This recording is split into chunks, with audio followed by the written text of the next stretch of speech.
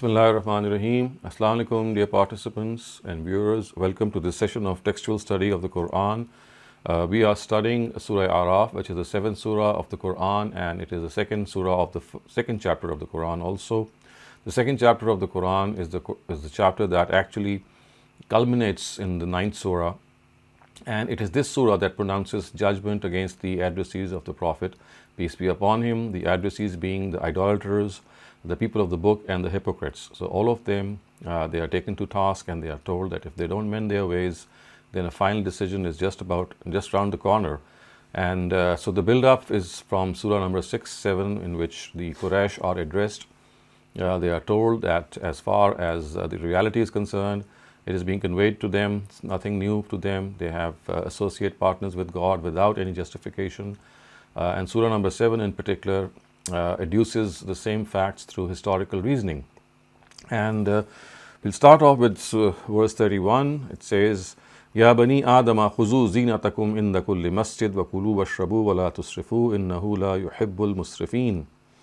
Children of Adam, come with your adornments at the time of your presence in every mosque, and eat and drink, but do not cross the limits. God does not like those who cross limits. So what is being said here is that whether it is the Baytullah, which is the house of God, or any other mosque, people should come with their clothes on. Remember, in the previous verses, we have seen how the Quraysh had invented this innovation that people outside of their tribes must do the tawaf of the Kaaba without wearing clothes. So they are being told that this is not the right way. Simplicity and ascetic tendencies in dressing are among the etiquette of wearing ihram, and that has been adopted in Hajj and Umrah, and that too to the extent that is needed. So other than these two instances, the directive is to come to the mosque wearing clothes that one normally wears. And there is no mosque in the world that requires people to come to it naked, as the Quraysh would do. So that is why they are said, Kulu washrabu wa la tusrifu, and eat and drink, but do not cross the limits. So the implied meaning here is that whether eating or dressing, none of them is prohibited. The only thing prohibited in the Sharia of God is extravagance or overspending, and people must abstain from it all the time. And God actually adheres to justice, and hence He likes people who adhere to justice and lead balanced lives. God does not like those who exceed the limits in justice and moderation. An unbalanced attitude can be excessive as well as deficient. It could be on either of the two extremes. So neither does God like a person who makes eating and drinking his objective in life and spend all the time that he has in these activities. And God also does not like people who forsake eating and drinking and they become ascetics and hermits. So both these extremes are ways of Satan. God likes that people lead a moderate and balanced life in every sphere. And that is why it is said that Kulu washrabu wa la tusrifu innahu la yuhibbul musrifin, that God does not like those who cross the limits. And these are not ordinary words. This is because people He does not like are the ones necessarily He hates. So when He says that He does not like these people, it actually means that He actually abhors such people. He hates such people who end up as spendthrifts and they indulge in extravagance. قل من حرم زينة الله التي أخرج لعباده والطيبات من الرزق قل هي للذين آمنوا في الحياة الدنيا خالصة يوم القيامة كذلك نفسر الآيات لقوم يعلمون. Ask them, O God's messenger, who has forbidden you the adornments of the Almighty which He had created for His servants, and who has forbidden the wholesome among the edibles? Tell them, they are for the believers also, even in this world, but God has also given the disbelievers a share in them, and on the day of judgment they shall be theirs alone. The disbelievers shall have no share in them. Thus do we explain our revelations for those who want to know. So, if you have to understand that as far as the forbidden things are concerned, the Quran says that all those things that are tayyibat min rizq, which means that are wholesome among the edibles, So they are the ones that are allowed. And the word zina, which is used in this verse, Kul man harrama zinatallahi allati akhraja li ibadihi, that who has forbidden these wholesome things and this zina. So the word zina actually, it refers to some embellishment, some object that a person uses to enhance or embellish something to taste, something to gratify and satisfy his aesthetic taste. So dress and jewelry are the zenith of the body, curtains and sofas and so on and so forth, carpets and rugs, sculptures, they are zenith of the house, orchards and gardens and buildings and other similar things are zenith of the city.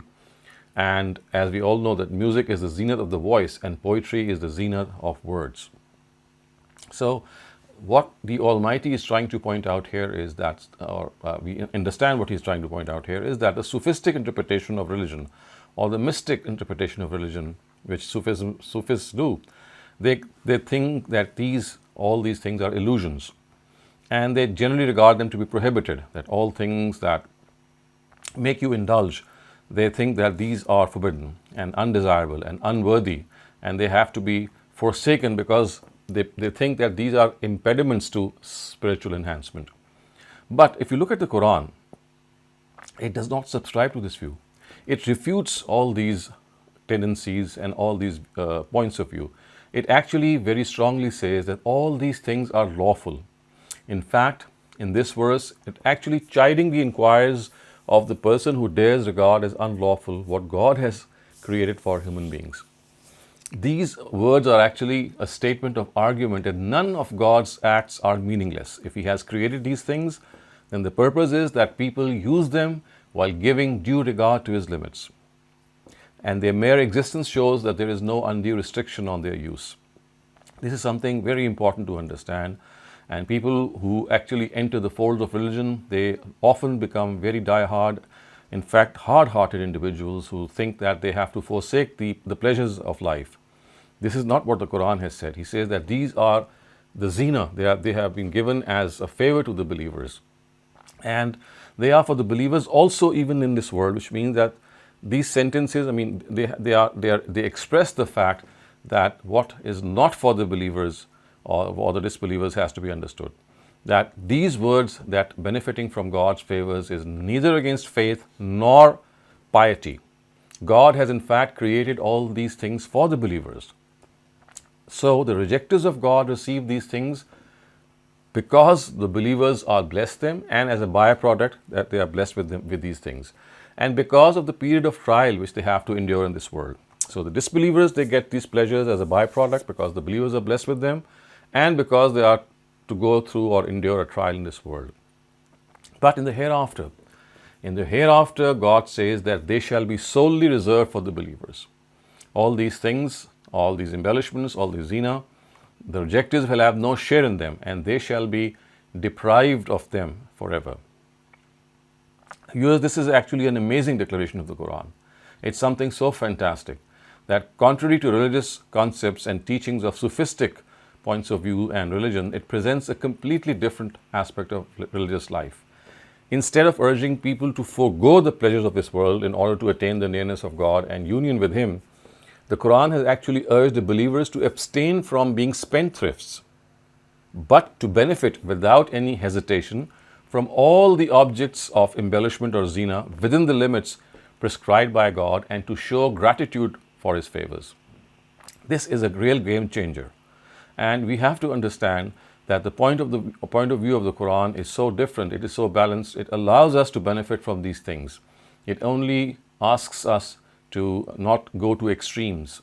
And benefiting from all these things is like God's way of granting His favor to us. And in this world, these favors are also given to the disbelievers, but as has been said, that in the hereafter they will have no share in them. So the words are khalisatan yawm al-qiyamah. Qul hiya lillazina amanu fil hayatid dunya. In this world they are also for the believers, but khalisatan, purely for the believers on the day of judgment. And God says, thus to be explained are revelations for those who want to know. And then comes that very important verse that tells us that what actually is forbidden. So what is not forbidden, of course, should not be regarded as forbidden, but what actually is forbidden, what is that? Qul innama harrama rabbi al-fawahisha ma zahara minha wa ma batan wal isma wal baghya bighayri al-haq wa an tushriku billahi ma lam yunazzil bihi sultana wa an taqulu ala Allahi ma la ta'lamun. So if you look at these things, that it says that My God has only forbidden lewd acts, whether open or hidden, and usurping rights and wrongful oppression, and that you associate with God that for which He did not send down any sanction, and that you fabricate something about God that you know not. So, if you look at this list, it comprises of 5 things, and the first of them is Innama harrama rabbi al-fawahisha ma zahara minha wa ma batan. The first is lewd acts, lustful acts, whether they are forbidden or they are hidden. So vulgarity, whether committed openly or secretly, is forbidden under all circumstances. It is used in the plural form. I mean, the word is fawahish, so that it can include all sorts of vulgarities, including fornication, homosexuality, bestiality, and all of the sins of similar nature. So the word fawahish actually comprehensively includes exposing the private parts before others, spreading details of sexual nature, or fornication. So all these are mentioned in one compact word, and which is fawahish, and it is said that whether it is committed openly or secretly, it is forbidden. So this is the first thing. The next thing is wal ism. So wal ism, wal baghi, which means usurping rights and wrongful oppression.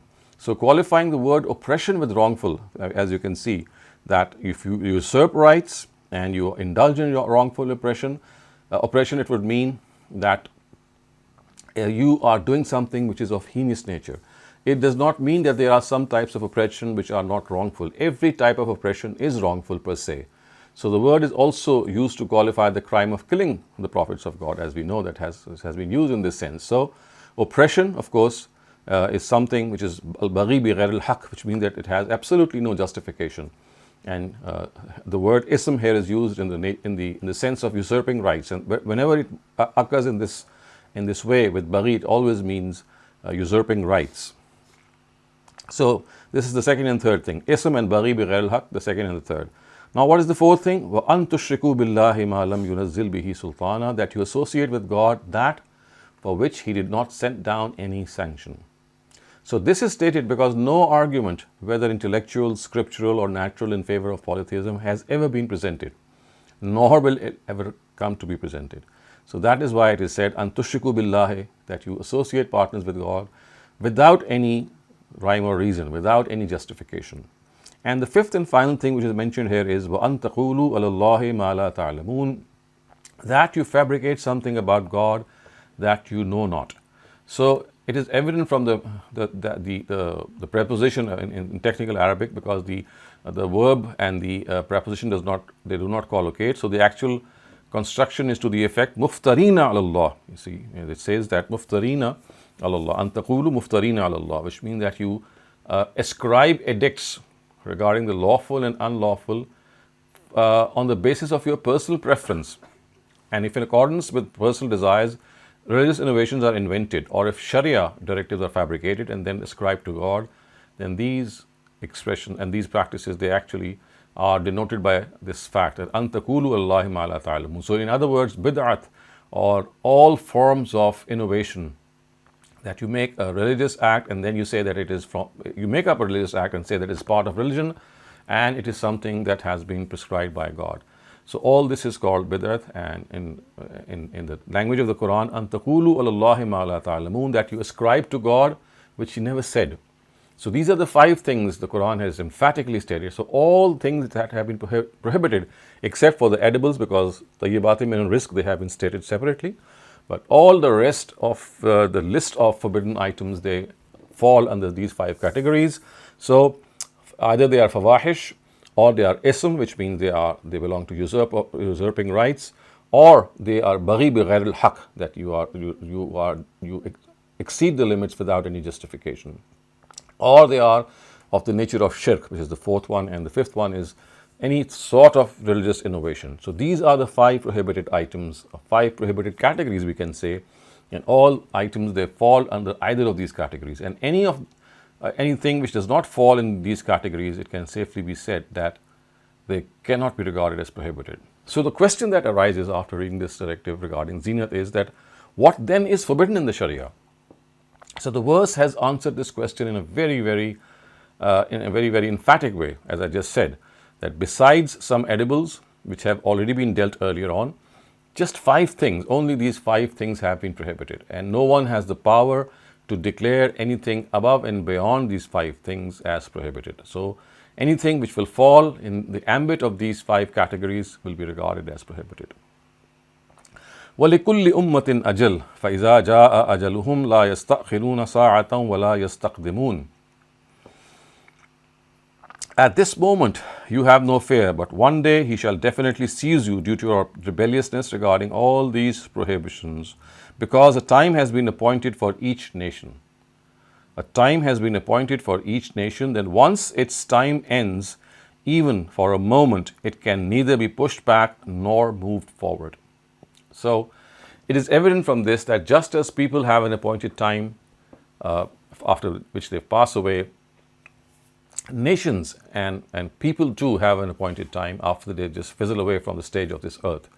And this time is fixed accordingly with their own decadence in technical know-how and in morality.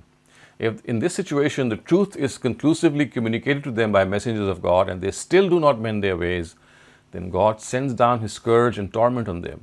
If this conclusive communication, also called Itmam al-Hujjah, does not take place, then after reaching the lowest point in know-how and morality, they die just as people die. So in other words, 2 situations will arise, that if the truth is also conclusively communicated to people and they still don't mend their ways, then at this situation, if their decadence in know-how and morality is at its peak, then they're just going to fizzle away if this truth has not been communicated. But if it has been communicated, then the torment of God is going to visit them. So you see, these are the 2 things, that the torment of God is going to visit them if the truth has also been communicated and they have gone down in their moral standards as well.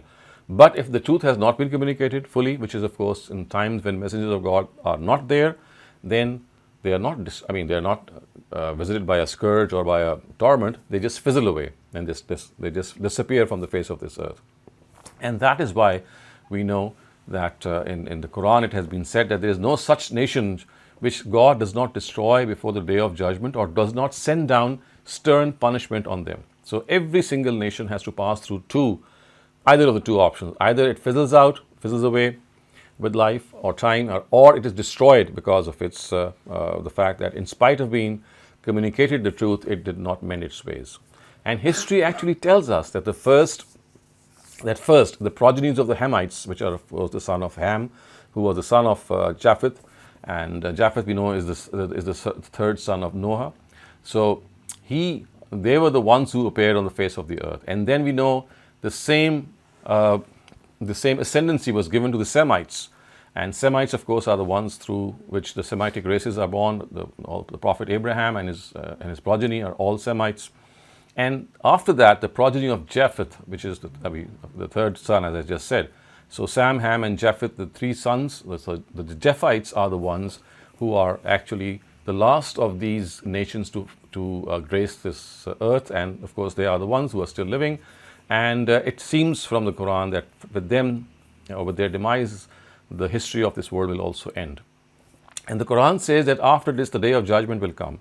And if you look at the verse in totality, you'll see that the Quraysh are addressed, and the decision has been passed down for them that when after Muhammad conclusively after Prophet Muhammad has conclusively communicated the truth to them, so they will now be totally destroyed, because this is what happens, that if you are in your lowest ebb and you are communicated the truth, then of course the time for you is going to expire. And this has been happening for all the 3 important nations that inhabited after the deluge of Noah. So the Hamites were the first to go, then came the Semites, and now we have the Japhites taking their turn. So this is a bit of history to understand this particular verse. And then it says, Ya Bani Adam, imma ya'tiyannakum rusulun minkum yaqussuna alaykum ayati faman ittaqa wa aslaha fala khawfun alayhim wa la hum yahzanun. Children of Adam, on the very first day I had informed you that if messengers come to you from among your own selves, reciting to you my revelations, listen to what they say, because those who feared God and reformed themselves shall then have nothing to dread, nor shall they be grieved. They have nothing to dread, nor shall they be grieved.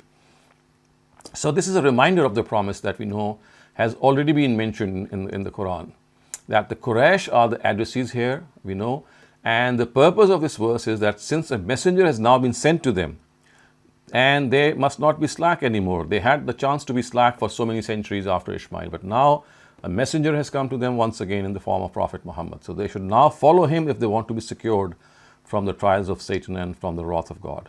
And that is precisely what has been stated here. And then it is said, وَالَّذِينَ كَذَّبُوا بِآيَاتِنَا وَاسْتَكْبَرُوا عَنْهَا أُولَٰئِكَ أَصْحَابُ النَّارِ هُمْ فِيهَا خَالِدُونَ. On the other hand, those who denied our revelations and arrogantly turned away from them are the ones who are the dwellers of hell. They shall abide therein forever. So this is exactly the opposite of what has been said. And if you see that the word istikbar has been used. So istikbar actually means to be arrogant, and the preposition an actually shows that it is something that makes you turn away from the truth as well.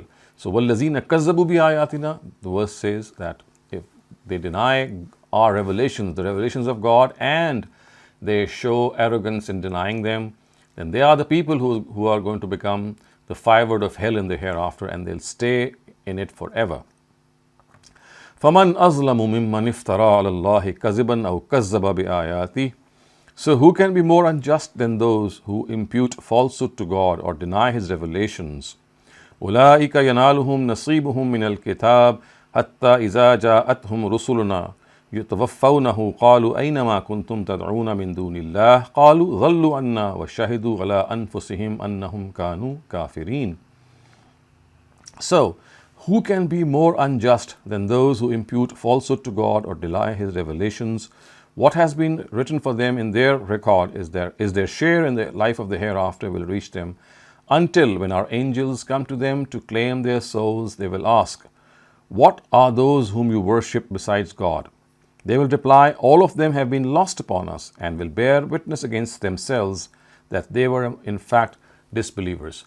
Viewers, this is something that is very commonly discussed in the Quran, and the Quran tells us time and again that these people will be humiliated in the hereafter, and it is said here that this will occur as soon as the angels will come to claim their lives. حَتَّى إِذَا جَاءَتْهُمْ رُسُلُنَا يَتَوَفَّوْنَهُم. They will ask them, these angels will ask them, that where are those associates and partners of God? And then these people will reply that they have been lost upon us, we don't see them. And then the Quran says in very, very emphatic words, وَشَهِدُوا عَلَىٰ أَنفُسِهِمْ, that they will bear witness against their own selves that they were deniers. And this is something that you can really see, it adds insult to injury. قَالُوا ادْخُلُوا فِي أُمَمٍ قَدْ خَلَتْ مِنْ قَبْلِكُم مِنَ الْجِنِّ وَالْإِنسِ فِي النَّارِ كلما دخلت أمة لعنت أختها حتى إذا ادركوا فيها جميعا قالت أخراهم لأولاهم ربنا هؤلاء أضلونا فآتيهم عذابا ضعفا من النار قال لكل ضعف ولكن لا تعلمون. God will say, "You too enter hell with all those groups of men and jinn who lived before you. Whenever a group from among them will enter, it will curse its fellow group, until when all are gathered there, their later ones will say about the earlier ones, Lord, it is these people who led us astray, so inflict a twofold punishment on them." God will reply, "For each of you is a twofold punishment, but you know not." So you can clearly see that this is a conversation that's going to take place in the hereafter. But the way it's going to take place has been so effectively portrayed here, that the people who will be led astray will curse their leaders, and the leaders will disown them. People who followed them and blamed them, they would say that, well, these are the people who led us astray. But the leaders will say that we never led them astray. It is they themselves who have gone astray. In fact, these followers will say that please give them a double punishment, because they are the ones who are responsible for our fate also. But God will reply, as has been said here, that it is double for both of you, as you can see from the Quran. Zirfan, فَآتِهِمْ عَذَابًا زِرْفًا مِنَ النَّارِ. So this is what they would request the Almighty, that please give them twice the punishment. But God will reply, for each of you is a twofold punishment. How can you say that you are to be ruled out? And so each of you will be receiving a twofold punishment. And why? The first punishment was because they preferred to go astray themselves. Remember, no one can forcibly take you astray. So they chose this path for themselves. And the second punishment is because they led others astray and left a legacy of wrongdoing for them. So the reason for this is that both vice and virtue are transferable by nature. Their effects are transferred. They are contagious. And just as every act of killing is written in the account of the killer, it is also automatically written in the account of Cain, the son of Adam, who committed the first murder. And this murderer becomes a Cain for those who come later, and this process continues in this way from earlier to later generations. And it is for this reason that it is said that there is a twofold punishment for each, because something that you do for your own self is the first punishment that you get, and you also have a share when you do this for people who follow you. You see, a person will also undergo the punishment for the sins of others in which he set an evil example for them. So you are going to be punished for your own self, and because you became an evil example for others, that's the second time that the punishment will also visit you. So if the earlier generations cannot save themselves from the bad legacy that they have left behind, how can the latest generations secure themselves? So in this way, each group has predecessors and successors in this regard. So every group has a predecessor and a successor, and every group will be punished for its own crimes and for the crimes of others for which it set an example. And of course, this is absolutely fair. وقالت أولاهم لأخراهم فما كان لكم علينا من فضل فذوقوا العذاب بما كنتم تكسبون. At this, the earlier ones will say to the later ones, if we are wrongdoers, then you too could not acquire any superiority on us. So taste the flavor of punishment and retribution of what you did. Now, this is because they too had committed the same crime, the earlier generations. They would have been worthy of preference had they set a good example. But if they are no different, what preference or concession can they demand? So the earlier ones and the later ones will be, they will have this, they'll be the chip of the same block, and they will suffer the same humiliation and the same punishment. إن الذين كذبوا بآياتنا واستكبروا عنها لا تفتح لهم أبواب السماء ولا يدخلون الجنة حتى يلج الجمل في سم الخياط وكذلك نجزي المجرمين. This is certain that those who have denied our revelations and have arrogantly turned away from them, for them the doors of the heavens shall not be opened, and they shall never enter paradise, unless a camel passes through the eye of a needle. Listen, this is how we punish wrongdoers. Now, this is one of the very profound verses of the Quran. It tells us how arrogance is something that can lead a person to total damnation. For such a person, the doors of the heavens shall not be opened, which means that they will not be welcomed at all, and they will be humiliatingly shoved into hell. And it is said that the only possibility for them to save themselves is if a camel is able to pass through the eye of a needle. And just as that is impossible, so this too is impossible. So this is a style of the Quran. It tells us the impossibility that if a camel can pass through the eye of a needle, then these people can also be forgiven. But because that cannot happen, so this also cannot happen. And they shall never enter paradise. Of course, it's a hyperbolic style, I would say. It's something that can tell us that how the Almighty has said that arrogance is something that can lead a person to total disaster. And this is something that can, if you persist on arrogance, then that is what God says is going to lead a person to certain hell. Because now a person is not relenting. He or she is not understanding the position that God has given that person. He is trying to become a God, a semi-God in his own right. And that is what the Almighty says is absolutely unacceptable. لَهُمْ مِنْ جَهَنَّمْ مِهَادٌ وَمِنْ فَوْقِهِمْ غَوَاشٍ وَكَذَلِكَ نَجْزِي الظَّالِمِينَ. For them shall be the bedding of hell, and also their very covering from above. Listen, this is how we punish the unjust. So again, the mihad, which means the bedding, and which means the covering, and ghawash, of course, is something that is the bedding. I'm sorry, it's the other way around. So bedding is basically the mihad, and ghawash is the covering above them. So whether you are lying on something or whether something is covering you, both will be made from hell. And that is something, of course, which would be unbearable. But God says, وَكَذَلِكَ نَجْزِي الظَّالِمِينَ. It is in this way do we punish the unjust. وَالَّذِينَ آمَنُوا وَعَمِلُوا الصَّالِحَاتِ لَا نُكَلِّفُ نَفْسًا إِلَّا وُسْعَهَا أُولَٰئِكَ أَصْحَابُ الْجَنَّةِ هُمْ فِيهَا خَالِدُونَ. On the other hand, those who have professed faith and have done righteous deeds, and in this matter we do not burden a soul beyond its capacity, it is they who are the companions of paradise. They shall abide in it forever. So this is a very very typical style of the Quran, that whenever the fate of the disbelievers is mentioned, adjacent to it the fate of the believers is also mentioned. And here it is said that people on the other hand, who do not adopt these evil ways, and as you can see that they do righteous deeds, and then it is also inserted as a parenthetical sentence that God does not burden a soul beyond its capacity. And this is an assurance it is that is given forthwith, that these righteous deeds that you do are ones that you are able to do according to your own capacity. You are not required to do things which are beyond yourselves. And if you are able to do so, then God says that He is going to reward you with paradise in which you will stay forever. And the next thing which is mentioned is that وَنَزَعْنَا مَا فِي صُدُورِهِم مِّن غِلٍّ تَجْرِي مِن تَحْتِهِمُ الْأَنْهَارُ وَقَالُوا الْحَمْدُ لِلَّهِ الَّذِي هَدَانَا لِهَٰذَا وَمَا كُنَّا لِنَهْتَدِيَ لَوْلَا أَنْ هَدَانَا اللَّهُ لَقَدْ جَاءَتْ رُسُلُ رَبِّنَا بِالْحَقِّ وَنُودُوا أَن تِلْكُمُ الْجَنَّةُ أُورِثْتُمُوهَا بِمَا كُنتُمْ تَعْمَلُونَ.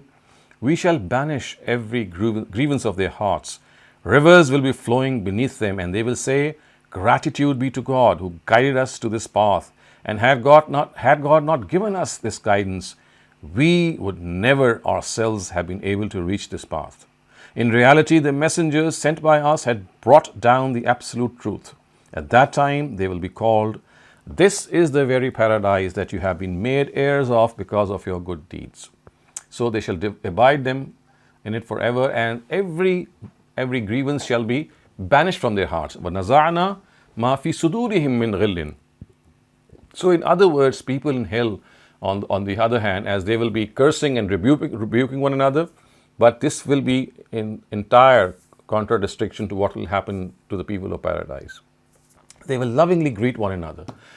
The malice found in the hearts in the previous lives will be removed from them, and there will be nothing but affection and respect between them.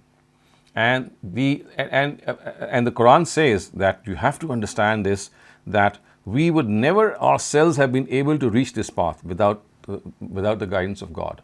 Now, the implication of this is that whatever has been obtained is through God's grace and His affection and His mercy, and through the reminders of the prophets of God. These people will express the fact that these favors and God's grace, had they not been present, they would not have individually been able to reach paradise merely on the basis of their own deeds. The journey of this world was a difficult one. It was perilous, but it was made safe and secure for them. It is God's grace that today they are benefiting from the favors of God, which was far greater than their hope, imagination. So they were never hoped such windfall gains would come their way. And such is the extent of these favors that merely deeds could not have entailed such huge reward. They would have said that, well, we did do good deeds, but how can we imagine ourselves being rewarded so many times more than what we did? And this is what the Quran has said here. This would be God's grace and His mercy and affection, that they would be rewarded many times for what they did. And as you can see, that the verse says that this is the paradise. This is the paradise that وَنُودُوا أَن تِلْكُمُ الْجَنَّةُ أُورِثْتُمُوهَا. This is the very paradise that you have been made heirs of because of your deeds. Now, this is a sentence of actually greeting and congratulations to the believers.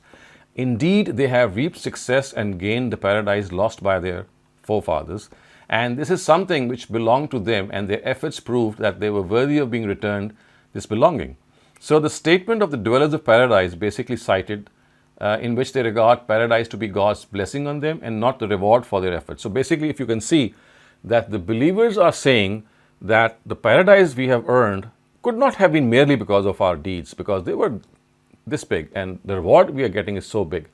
But God replies to them and tells them that whatever you have gotten here is in fact because of your own deeds. This verse says that God regards paradise to be the reward of their efforts. So in reality, this would be a completion of favor from God. And this verse actually elevates the status of the deeds of people to such an extent that a higher status cannot be imagined. So whatever we receive in this world, it is because of God's grace, and in the hereafter too, this will be something, the punishment that they are going to receive, people who do not listen to Him, do not follow His ways, is something that they would earn for themselves. So with this, we come to an end to today's passage. Inshallah, we'll continue from here on in our next sessions. And if you have any questions regarding the passages that we have just studied, you may raise them now. Open questions. Dr. Saleem, I have a question. So the descendants of Ham and Sham are the ones who were able to rule the earth before the Japhites. Is that how we All right. Yes, that is what happened. So the Hamites are these African people, these tall and extremely sturdy people from the African continent. They were the Hamites, and we have their remnants today. But it seems that they were the ones who ruled this earth, or their subcategories or their sub-nations they ruled. After them, the Semites were the rulers, and we know that the Semitic races, like Abraham's progeny, they were given this chance. And now the Japhites, who is the third, Japheth is the third son of Noah, and his progeny is called the Japhites. And from amongst Japhites are Gog and Magog also. So the Yajuj or Majuj or Gog or Magog are the grandchildren of Japheth actually. So they are the ones about which the Quran says that near the end of time, they will be the ones who would have occupied a better part of the world, and they'll try to attack the inner portions of the earth. And then we know from the Quran that the earthquake of the final judgment would take place, which means that the hereafter would come, and the Qiyamah, as the Quran calls it, would be set up on this earth. So expanding on that question, would the Egyptian races be a part of Ham or Sham? So that's a historical question that has to be actually gauged in a different way, because you see, Egyptian races are not just the ones that you see today. They would need to be traced back to their earliest origins. So we will either group them amongst the Hamites or the Shemites, or the Semites, I would say. So that's a question of history that a student of history should tackle. Okay, thank you. Noshad Shafqat sir, I see that your hand is raised. Please ask your question. Assalamu alaikum, Dr. Sab, verse 33 seems to be one of the most important verses in the Quran. And I've read many translations from diverse sects that we have. All of them translated almost exactly the same way as the Farai school does. But the word only is mentioned there. And yet we are told day in and day out that this is haram and this is haram and this is haram. I think here it is categorically, if I'm not wrong, categorically mentioned that it is only these 5 categories. And we as Muslims are probably allowed to come to an ijma within ourselves as to what constitute this any category or not. Isn't it so that this is really one of the most important ayat of the Quran? It is one of the most important verses of the Quran, because you see, if you look at it, it begins with these words, Kul innama harrama rabbi. So it is only this that God has forbidden. Only this, only and only this. And then the list is enumerated. The thing is, because we have not paid enough attention to this verse, and see, there are a lot of things that are mentioned in ahadith literature which either have been misunderstood or they fall in among any of these 5 categories. So you see, if it is just a question of linking anything that you find outside of the Quran or even within the Quran in these 5 categories. So a lot of things, they just get subsumed under these categories, but there would be a lot of other things as well which are outside of these 5 categories, and they are a clear case of misconception, or maybe mixing culture with religion, or maybe some other reason. And that is why, I mean, it is something that one marvels at God's ways of guiding humankind, that you see there is a whole list of things that has been mentioned in the Torah as prohibited, and a whole list of things that has been mentioned in the handbooks of our jurists, if you look at them. And all that you need to do is just consult this basic verse of the Quran and see whether anything is falling under any of these 5 categories or not. And if it is not, then it has no basis at all. It means that it has been wrongly tagged as something religious. And this is something which the Quran has given. And that is why you see the Quran continues to call itself as the Furqan, as the distinguisher between right and wrong, and the Meezan, the scale in which you can measure things and tell whether they are right or wrong. So we need to use this scale, we need to use this Furqan, and if you don't use it, it's not the fault of the Furqan. Basically, it's our fault if you're not using it. Now, Shad Shah, do you have another question? I see that your hand is raised. Yes. Please go ahead. But there is another phrase in this very same verse that God has not sent any authority for that. Yunzila bihi Ma'alam sultana. yunazzil bihi sultana. That's right. This seems to be repeated in the Quran at other places also, like in Surah Rahman, Ya Mashar al-Jinni yes. wal-Insi. So, what is the technical? How does God say that He has not sent down any authority? He has not sent down. So, because they are being told that if anything is to be regarded as religion, then God says it is me or it is I who need to tell you. And if I have not given you any authority, if I have not sent down any argument in favor of that, then who are you to make this part of religion? So you see, God is time and again referring to His authority and telling them that if anything was to be part of religion, if there were deities besides me, I would have been the first to inform you. And if I have not given you any sanction, then who are you to create these things and make up these things and ascribe falsehood to God? And that is precisely why, at many instances, just as this expression has been used, on other occasions the word used are iftara Allah, that you are imputing falsehood to God. You're ascribing something which is totally baseless and false, and then saying that it's from God. You're making up something yourself and then saying that it is from God. So this is a very common argument that God has employed against polytheism, and I have asked them that where have these deities come from? Because if I had partners, I would be the first one to inform you. I would have been the first one to give you sanction for that.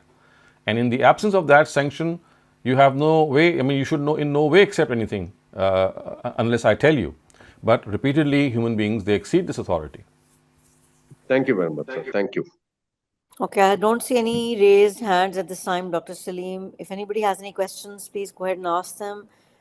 Any questions related to the passage? We have the floor open right now for passage. Otherwise, we'll move on to idiomatic translation. Dr. Saleem, maybe we should move on to that because I don't see any. Okay, so I'll start off the idiomatic translation.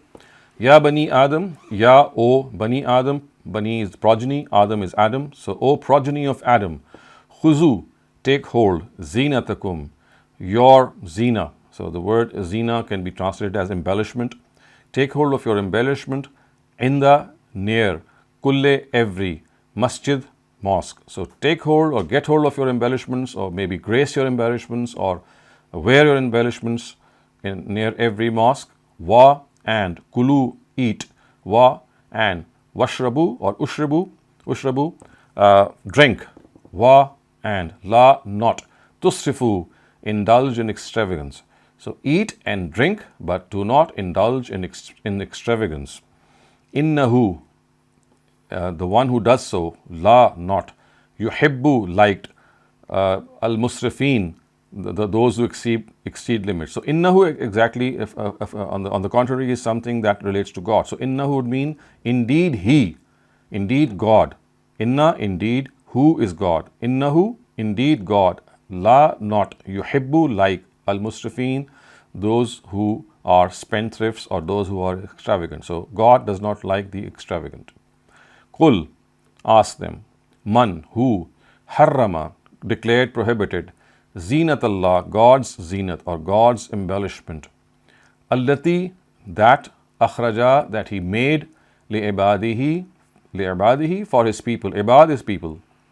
He, his, lay, for his people. Wa, and at-tayyibat, and the things which are pure, min rizq, from sustenance. So these are the two categories: the zina that he has created for his people, and the tayyibati min rizq, and the pure things from amongst the sustenance that he has given us. And then it is said, qul, tell them, here, these, Lillazina, for those, amanu, who have believed, fil, in, hayatid dunya, this world. So tell them that these tayyibati min rizq and these things that God has created as zina, they are for the people who have believed in this world. Khalisatan yawm al-qiyamah. Khalisatan, purely, yawm al-qiyamah, day of judgment. So, but they will be purely for them on the day of judgment. So in this world, they are for them, they are also for them. But in that world or the next world, they will be purely for them. Khalisatan, solely for them. Kazalika, in this way, nufassilu, we explain al-ayat, verses, liqaumin, for people, ya'lamun, who want to know. So in this way, we explain our revelations or our verses for those who would like to know, for the people who would like to know. Kul, say, innama, indeed, harrama, declared, prohibited, Rabbi, my Lord, al-fawahish, vulgarities, ma zahara, what are apparent, minha, from them, wa, and ma batan, what are secret. So my God has declared, prohibited the vulgarities which are apparent or which are prohibited. Wal ism, and usurping of rights. Wal baghi bighair al haq, and wrongful rebellion or wrongful oppression. Bighair al haq, wrongful. Wa, and an, that, tushriku, you associate, billahi, with God, ma, that, lam, not, yunazzil, he has revealed, bihi, in their favor, sultan, any argument. Or you associate with God anything about which he has not revealed any argument or sanction. Wa, and an, that, taqulu, you say, Allah, against God, ma, that, la, not, ta'lamun, you know. Or you say against God that which you do not know. In other words, what you do not know, you ascribe it to God. Wa, and likulli, for every, ummatin, for every nation, ajalun, ajalun means a time period. For every nation there is a time. Fa, therefore, iza, when, ja'a, comes, ajaluhum, its time, la, not, yastakhiruna, is it delayed, sa'atan, for even a second, wa, and la, not, yastaqdimun, is it brought forward. So neither is it delayed nor is it brought forward even for a second when the time of that nation arrives. فَإِذَا جَاءَ أَجَلُهُمْ, when the time of that nation arrives, it is neither delayed nor is it brought forward. Ya Bani Adam, O children of Adam, imma, when, ya'tiyannakum, comes to you, rusulun, messengers, minkum, from you, yakussuna, explaining, alaykum, upon you, ayati, my revelations. So this is God telling them that, O children of Adam, when comes to you messengers from among you, while explaining to you my revelations, fa, therefore, man, he, ittaqa, was pious, wa, and aslaha, and reformed, fa, therefore, la, not, khawfun, fear, alayhim, upon them, wa, and la, not, whom they, yahzanun, sorrowful. So for manittaqa, he who was pious or he who feared, wa aslaha, and reformed himself, for him there will be no khawf, there will be no fear upon him, and nor will he have any sorrow. Yahzanun, will have any sorrow. Wa, and allazina, those who kazzabu, denied, bi ayatina, our revelations, wastakbaru anha, and showed arrogance from them, or turned arrogantly away from them. Istakbara anha is like saying who turned away in arrogance. Ulaika, it is they, ashabun nar, who are the dwellers of hell, whom they, fiha, in it, khalidun, forever. They will be in it forever. Fa, therefore, man, who, azlamu, more unjust, mimman, from that person, iftara Allah, who ascribes falsehood, iftara, falsehood, Allah, upon God. So who is more unjust than the person who ascribes falsehood to God? And that is actually mentioned right next to it, and that is kaziba. Man azlamu mimman man iftara ala Allahi kaziba. So who can be more unjust than the person who ascribes upon God? What does he ascribe? Kaziba, something which is false. Or kazzaba, who actually himself denies bi-ayatihi, his revelations. So who is more unjust than the person who imputes falsehood upon God or denies his revelations? Ulaika, it is they, yanaluhum, who will receive, nasibuhum, their share, min al-kitab, for what is written for them, which means in their record, for whatever is written for them, they will receive their share. Hatta, so in other words, whatever their share is in their record is going to reach them. That is what is mentioned in the previous verse, that ulaika yanaluhum, their share, yanaluhum, reach them, nasibuhum, their share, min al-kitab, from their own record. Hatta, until, iza, when, ja'athum, comes to them, rusuluna, our messengers. And of course, messengers here refers to angels, because they are the ones who give death, which is mentioned right ahead. Yatawaffawnahum, until when our messengers come to them to give death. So you can automatically see that the word rusul is also used for angels. So until when our angels come to them to give them death, qalu, they will say, aynama kuntum, where ma kuntum are those, tad'una min dunillah, you would call, min dunillahi, besides God. So these angels will ask them that where are those people that you called besides God, referring to their deities. Qalu, they will reply, dhallu anna, we have lost upon them, they have been lost upon us, we don't see them around us. Wa, and shahidu ala anfusihim, shahidu, bear witness, ala anfusihim, on themselves. So they will bear witness upon themselves. What will they bear witness? Annahum, that they, kanu, were, kafirin, rejectors. They will bear witness upon themselves that they were rejectors.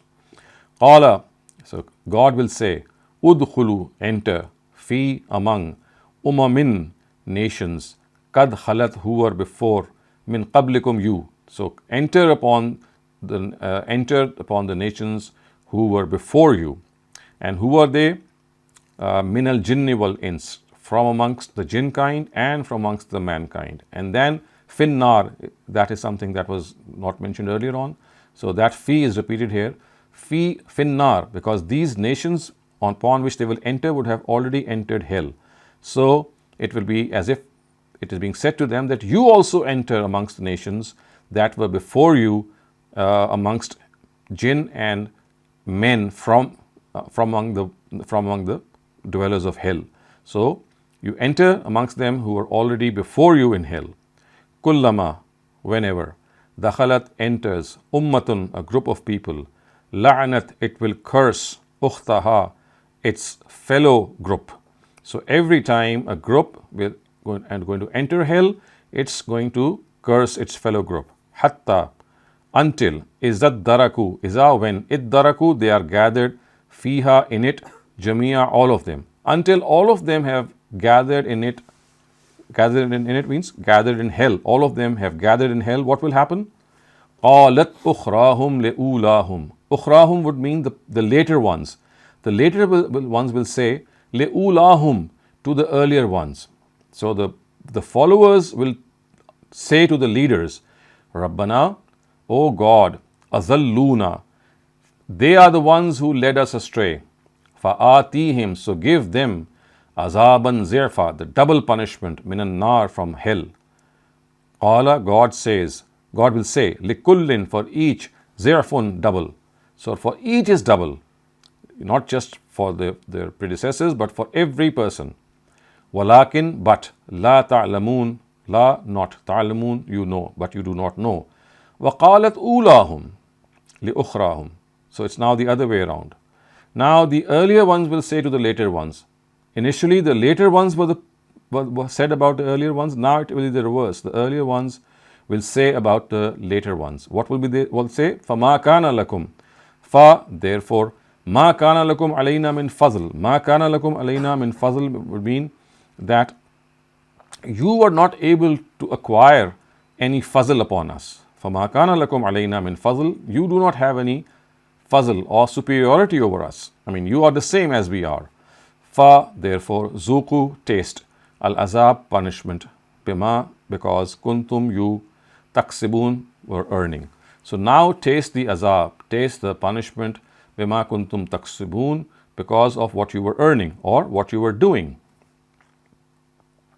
Inna allazina, inna indeed, allazina, those who, kazzabu, denied, bi ayatina, our revelations, wastakbaru anha, and turned away from them with arrogance.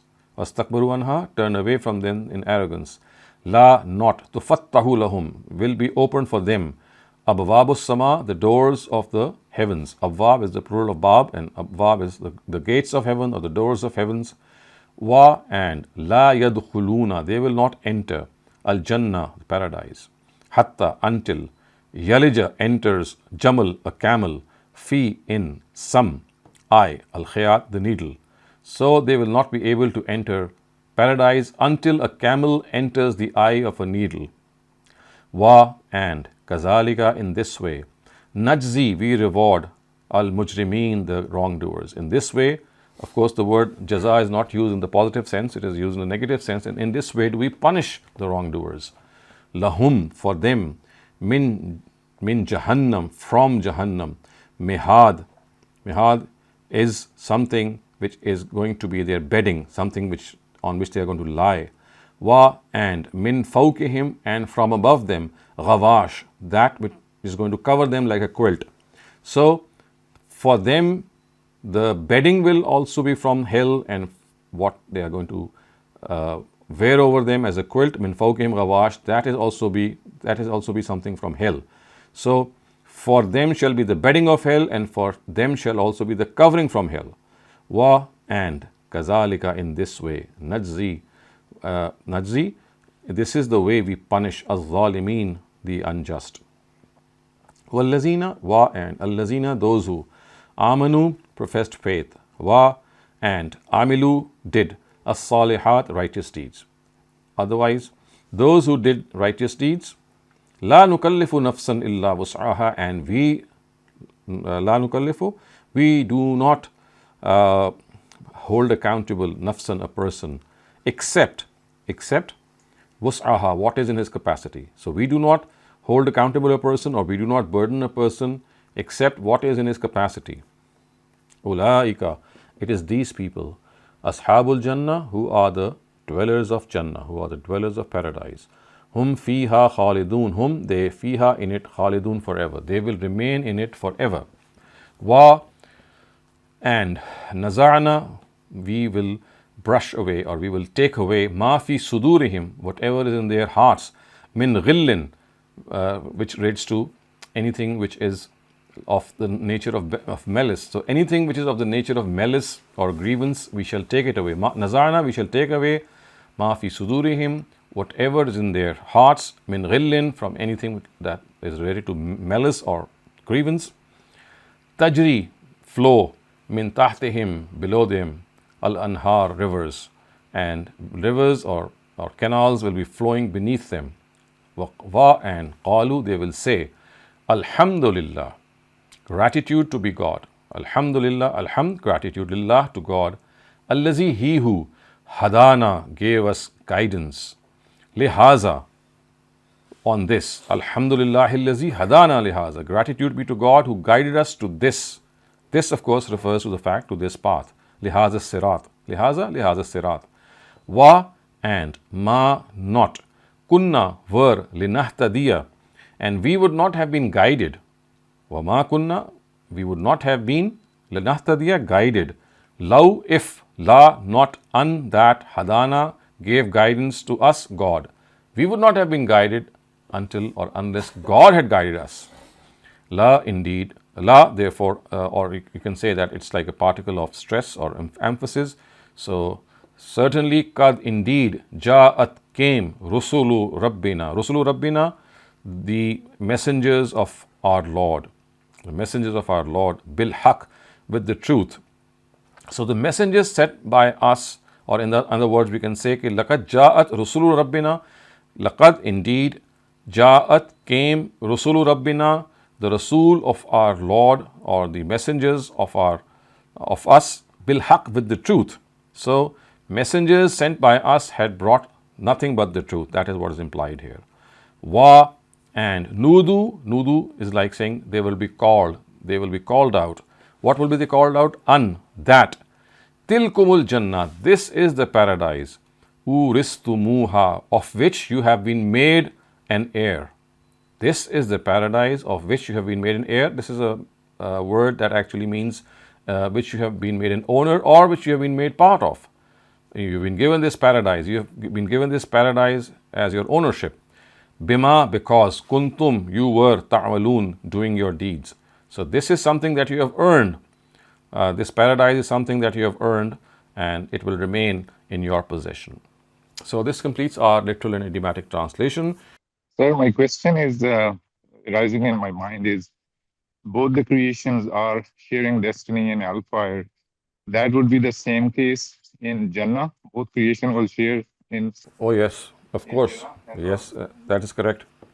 You see, both these creations of the Almighty, the jinn kind and the mankind, both will be held accountable on the day of judgment, and they will be given their own reward and punishment. That is what the Quran explicitly mentions at other instances as well.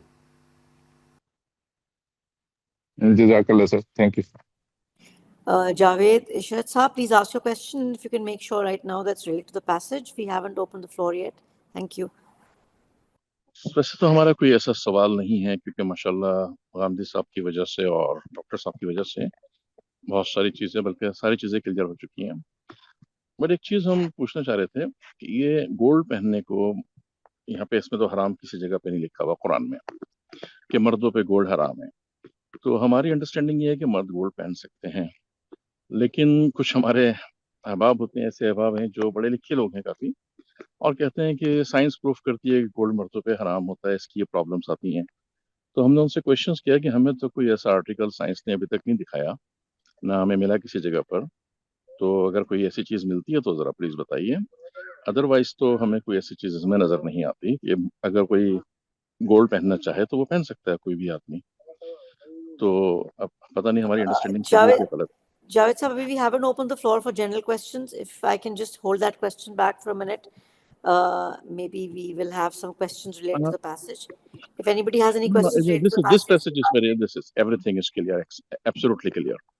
You're absolutely right that neither gold nor silk has been prohibited in the Quran at any instance. But we have to understand the background of from where this prohibition has come from. And that is, you see, what has happened is that in the times of the Prophet, while following the directive of the Quran has said on a number of occasions that kulu washrabu wala tusrifu, that eat and drink but don't be extravagant. Don't indulge in excessive spending, of course, because this is something that becomes a means of show off as well. So the Prophet, while following this directive that I should not be a spendthrift, I should not indulge in extravagance, he did not prefer using gold for men or use silk or any other expensive item, because he thought that it is in accordance with what the Quran has said, la tusrifu, that don't be a spendthrift, don't be extravagant. So today also we will look at this directive of the Quran in the same perspective and see that whatever things become a status symbol in our society, and you see societies are different. For example, Eastern societies are different from the Western ones. There are some affluent societies, some are poor societies. So every society will have its own norm. The principle will be the same, and that is anything which is a status symbol, anything which reflects extravagance should be avoided. And this is a question that you should ask yourself, that whether gold today, in whatever form is available, because we also know that gold today also has very different formats and different carats, as you can say, or different weights. So the thing is that you need to keep this in mind, that our Prophet, while following the Quran, because it is basically the Quran that he was following, he did not prefer wearing things which became a status symbol or which were a symbol of extravagance. So that is the principle, that anything which becomes a symbol of status or an extravagant thing in your society, that should be abstained from. Dr. Now the chat question, if I miss my Asr prayer and the time for Maghrib prayer has started, which prayer should I say first? So because you started the Asr prayer, it's good to complete it and then start your Maghrib prayer. Otherwise, it is okay the other way around as well. Yes, sir. What I wanted to say was that when God at the end of the passage that we read today says that no, this is reward that you have earned. I think Amin Ahsan Islahi Sahab has said that this is a commendation from God, because usually a person will not enjoy the full benefits of anything that he is given unless he feels that he has earned it. Earned it, yes, correct. Yes, that is absolutely correct, and I think that is what I also referred to. That you see, the believers themselves would say that this is something that our deeds were not enough to earn, because the reward is so huge and our deeds are not commensurate with the huge reward. But God will reply that no, it is basically your deeds who have made the day, and your deeds have earned whatever you have earned. So this is really like completion of His own favor, that although it would be God's grace as well, but God will not mention it to the believers. What He would say is that basically it's your struggle and effort. And that struggle and effort, of course, is something on which God will add His own grace, that is understood. But whilst answering them, God actually stressed the part which was done by them, so that they are able to understand that basically they have done, what they have done has made them worthy. So basically they have become eligible for their own efforts, because of their own efforts, and whatever has been added is going to be added later on. First they have to become eligible for that. So that eligibility is something for which they themselves got into that position that they could be regarded as eligible. I have a chat question, Dr. Saleem. Verse 31 prohibits extravagance. What is the criteria of extravagance? It may be different for different category of people. Something extravagant may not be so extravagant for another. That is correct. Extravagance is something that you have to understand yourself. It is your own perception to the society that you live in, to the wealth that you have. So for something that is extravagant for a common person would not be extravagant, for example, for Bill Gates. So it all depends on your own status and on your own society as well. But the bottom line is that the best judge for extravagance is again your conscience. Your conscience will tell you where you are doing something merely to show off and merely to indulge yourself, and where your purpose is just to buy a good thing. So trust your gut feeling and conscience. So Khuda Hafiz everyone, and inshallah we'll convene again next weekend for our weekend sessions and textual study of the Quran.